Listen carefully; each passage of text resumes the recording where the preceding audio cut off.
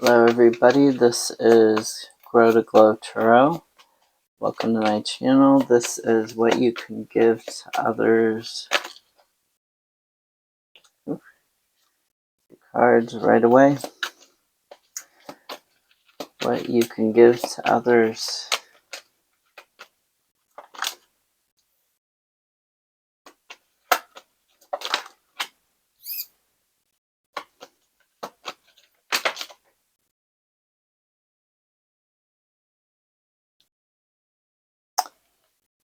Okay, at the bottom of the deck, unconditional love.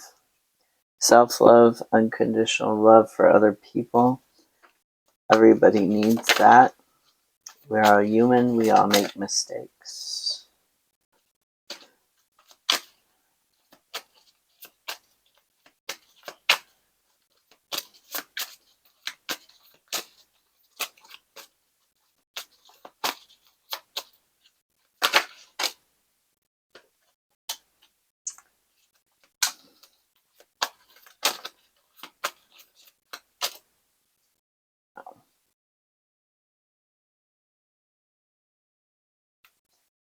Okay, clarify the Three of Wands.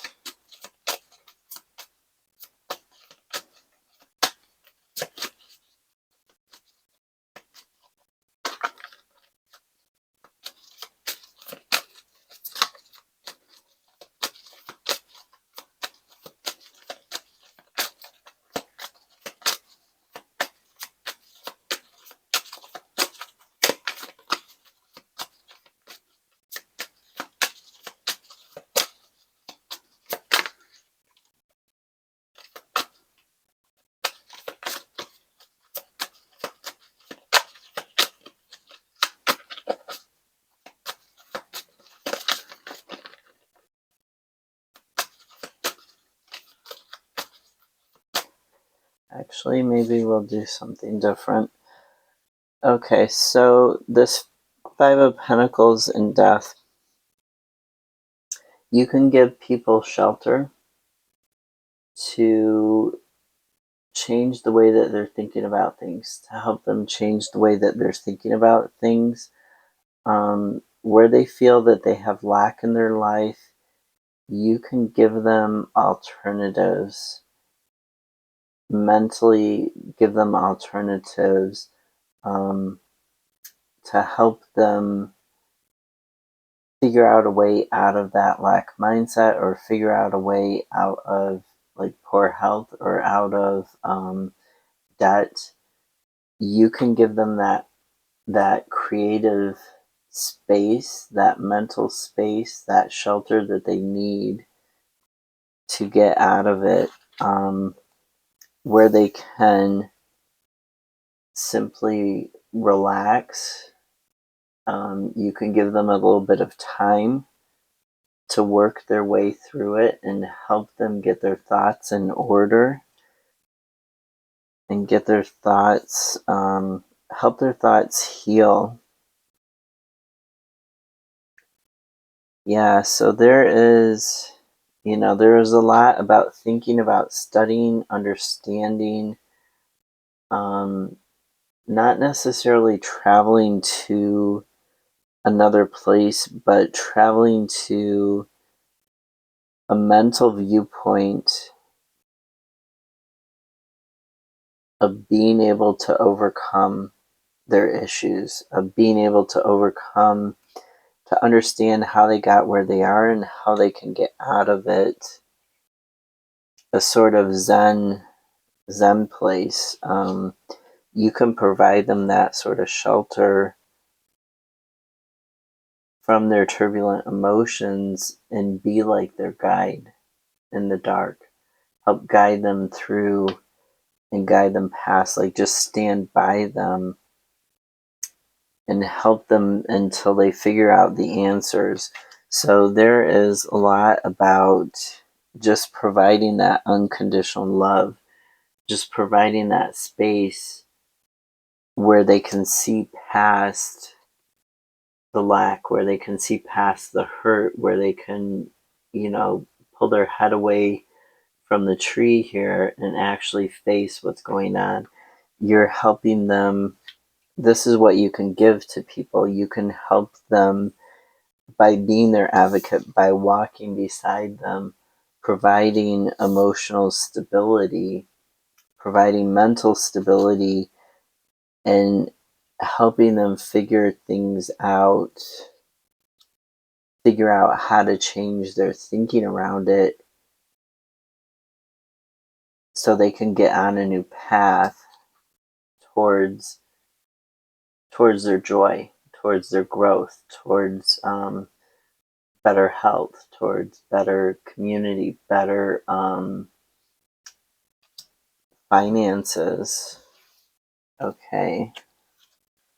Ace of Wands. Clarify the Ace of Wands.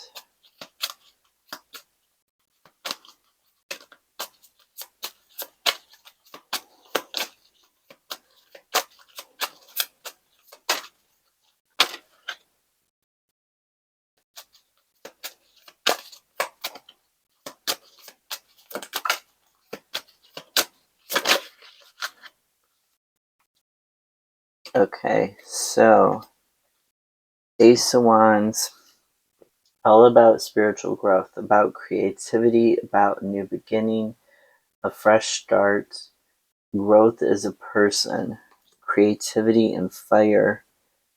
And we've got the Knight of Wands and the Five of Pentacles again. So notice the 1 5 of Pentacles not facing the issue. This Five of Pentacles also sort of running away from shelter, running away from good health, from shelter, from finances, from career, and kind of doing it stealthily in the middle of the night. This Knight of Wands is about being able to transform, to change, taking this action to be able to fly. Like once you figure out where the growth is that you want to develop and you've started this new potential and this new growth, figuring out where you want to go, taking action. But for some reason, this person, they're trying to leave shelter, they're trying to leave behind good health, they're trying to leave behind wealth, and they're doing it in a way that's sneaky. They almost don't, like, do they even know why they're doing it? Do they know why they have this mindset or why they keep taking these actions that cause them to be in lack?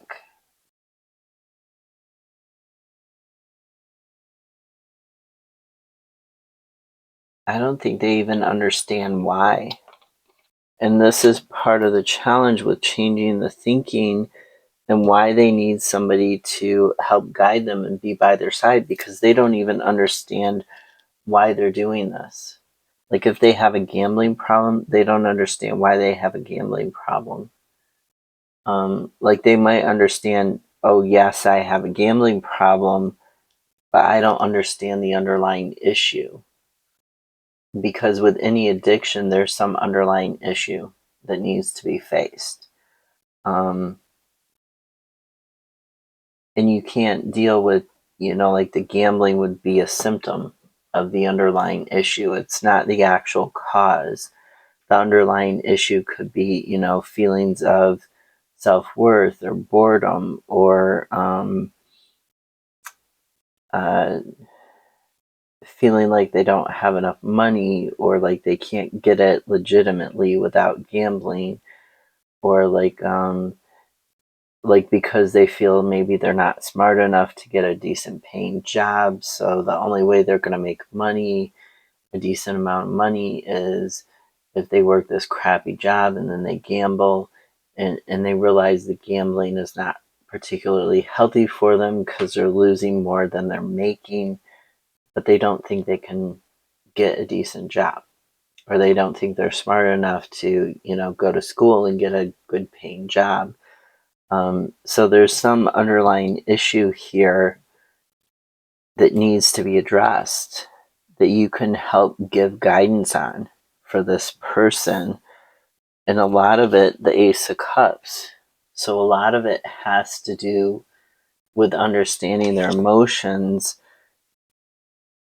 and giving them this new beginning in terms of their creativity and their emotional stability by being their support. Giving them this opportunity to understand what healthy emotions are, what healthy friendship or healthy guidance, in whatever way you're guiding this person, is like a financial counselor or a friend, or like some other capacity. There's part of the way that you're going to help them realize why they're doing this is by showing them that unconditional love, by showing them that there are healthier creative outlets, that there are healthier ways to show love, or to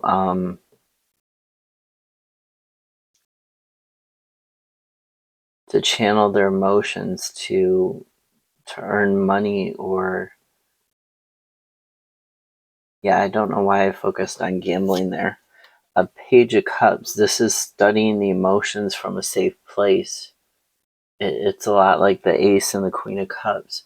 So their emotions are very huge, and why this is happening, and what you can do to help them. You can help them understand their emotions. You can provide the safe place for them to look at and reflect upon how their emotions are having this effect on them, and how their emotions are playing into why they're not able to transform in the way that they want to, why they're not able to meet their goals in the way that they want to, why this is happening. They need a safe place to look at those emotions and understand them and calm them down and understand the role that they're playing in this. So for them, it's less about thinking and more about emotional acting out, so to speak.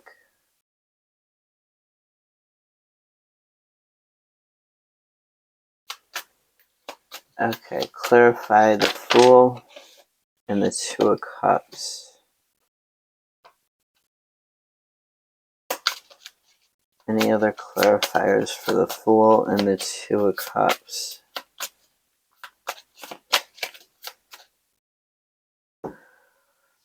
Okay, so the Fool starts on the new journey. He's loyal to himself, not to society or anybody else. He starts the journey of knowledge through the Tarot, right?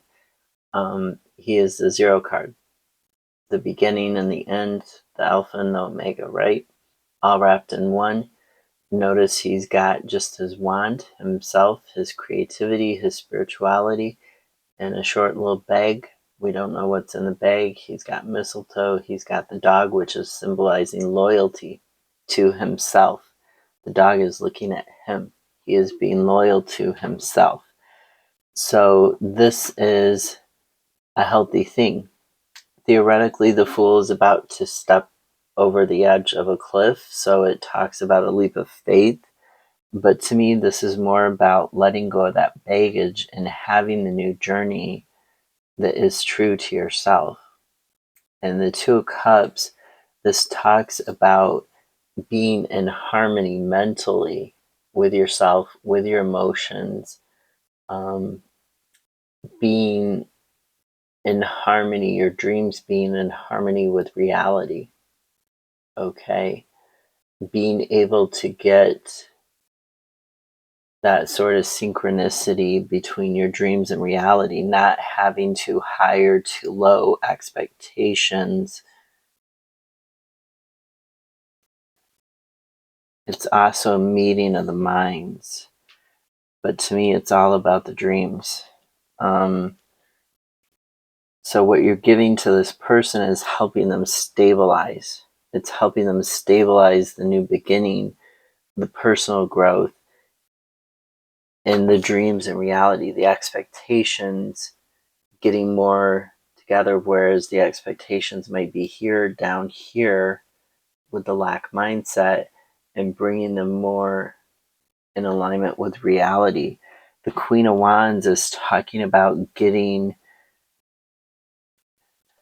the strength and the creative fire, the luck in a person's life. It has to do with their connection to themselves. It has to do with having a deep connection. And she is talking about nurturing, bringing back the joy of life to this person, bringing back that inner connection that they have with themselves, that inner passion for life, that inner joy for life. And the Sun talks about the growth, the creativity. It talks about the rebirth, getting clarity on how to achieve this rebirth, to come out of this darkness and start this new journey and have these realistic expectations. The Six of Wands is a personal victory. So there is this need to reconnect to what brings the person joy in life, but the things that bring them joy in life that are healthy for them. That creative spark and that passion, that joy for life. So there is this new journey, this new beginning towards that. And the way to help them let go of the baggage is to reconnect them to their passions in life. King of Swords. All about thinking about the way that you think, observing the way that you think before you take action. Observing what you're seeing and thinking about a situation and being discerning about that rather than just jumping into the action or just jumping to a conclusion in the way that you're thinking. Clarify the King of Swords. Clarify the King of Swords.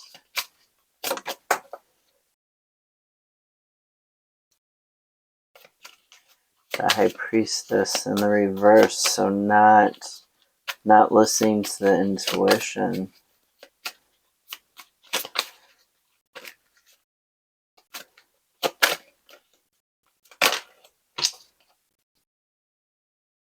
And the King of Wands. So we've got the Queen and the King of Wands. King of Swords. So kings are like fatherly figures. They're about guidance. They're about stability. They're about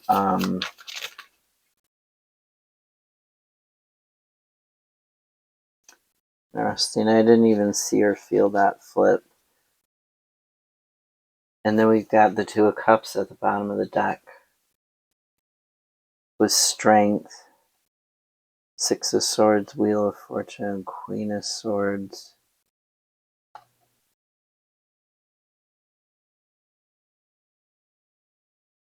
Yeah, overcoming obstacles, overcoming passions with spiritual strength in order to change and to move to a better place. This Two of Cups. So this looks a lot, of course, the Sun, Apollo. So this Two of Cups, dreams and reality, meeting, expectations, becoming more realistic. Is it good to expect you're standing on a rock and you've got a cup and you're bound would you really expect a golden angel to come flying by with with an arrow and a cup? No. So this definitely highlights, or the god of the sun, would you expect, the personification of the sun, would you expect them to come and rescue you? No, you'd be thinking, I'm stranded here. What is this cup gonna do me? I'm bound. I'm tied here. I'm on a rock in the ocean. Maybe if I wasn't tied, the cup might help, but I can't eat ocean water, And notice the emotions are really strong here where the rock is that she's on, but here they're quite calm. And the sky is quite calm. So there's a lot of what is fantasy and what is reality. This person who you're trying to give something to, you're trying to help, they're feeling like they're bound, and like the reality is they can't enjoy things. They can't even nourish themselves with water here, because it's ocean water, it's salt water. So they can't even nourish themselves, but they might be having this expectation that, some golden god is going to come in and rescue them. And that's dreams versus reality, that, they might not be realistic. Having realistic goals and realistic dreams, realistic emotions, having realistic control over the emotions and not feeling like you're bound to them, to their ups or downs. Yeah, this Two of Cups kind of says it all about the dreams and reality needing to be, the expectations needing to be brought back down to reality more so. So back to this King of Swords with the High Priestess, really not looking, and I'm going to look up High Priestess. There's more to it than that. So really not having a good grip. The High Priestess is also between worlds. And with the Two of Cups and that dream and reality, so not like not finding that inner knowledge, doing that self-reflection. Yeah, that's the High Priestess in reverse, not doing the self-reflection that needs to be done, giving into mistrust, materialistic things, not unifying their intelligence, so not unifying, the reality of the situation. King of Wands, taking charge and guiding the transformation in their life. They're not taking charge, and the Tower talks about change. It talks about an aha moment. It talks about a change that may seem like it's very drastic, it's very sudden, it's very life destroying. It destroys, the Tower is like a fortress, but it's also, so it's security, but it's also a good lookout. You can see if your enemy, or if, Poseidon or somebody is coming to attack you, you can see, and then it's destroyed. So the security is destroyed, the home is destroyed, this ability to defend the self, the ego, is destroyed. And this aha moment comes in, the lightning striking the top of the tower, or the crown of the head, the third eye of the head. If you want to think of the tower as the body, the lightning bolt comes in, it destroys it. It brings this aha moment that brings about the sudden change that people say the tower, if you don't make the change, the universe will make the change for you, because the tower is a situation where you can't stay. The tower has been destroyed and it's crumbling around you. It's set on fire by the lightning bolt, etc. So it's a situation that you can't stay in the tower anymore. You can't stay in your safe, secure spot anymore. You have to leave it, and you have to adventure out like the fool. You have to take that leap of faith and that risk and move on. But the tower is also bringing about this change because you waited too long to make the change. There's a situation that needed to change, and you kind of put it off, and the universe said, this is not healthy for you. It needs to change, but you're not changing it. I'm going to step in and do it. And you can't undo it. And then after the fact, months, years, whatever later, you realize, okay, this tower moment, it was actually good for me. It was actually healthy, So there's a lot that can be read into this in regard to needing to get this aha moment to change. And you're giving this person your assistance in changing the way that they're thinking about this, the way that they're thinking about their life, and how they can transform it and change it so they can go back to being more secure, being more stable. How they're thinking around the situation needs to change, and how that affects their emotions, how that puts them underwater, and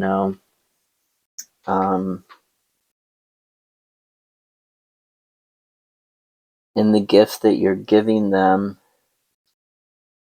is this peaceful place.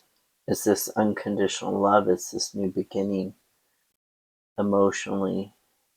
It's the ability to take the time out to have a peaceful, stable, healthy environment and a healthy person next to them who gives them that time out to examine their emotions, who gives them that ability to reconnect to the fire and the transformative properties within, who gives them more of a balanced reality, right? Where they can start thinking about things and thinking about changing things, and their emotions not taking control, where they don't feel they have to hide. They don't have to hide it from you. That this is happening. That's the gift that you can give, or that you are giving to someone. Okay, that's the real gift. I don't know who this was for. I get the feeling it was for someone specific or some people specific, but I hope it helps you, and I hope it helps them. Take care. Have a great night.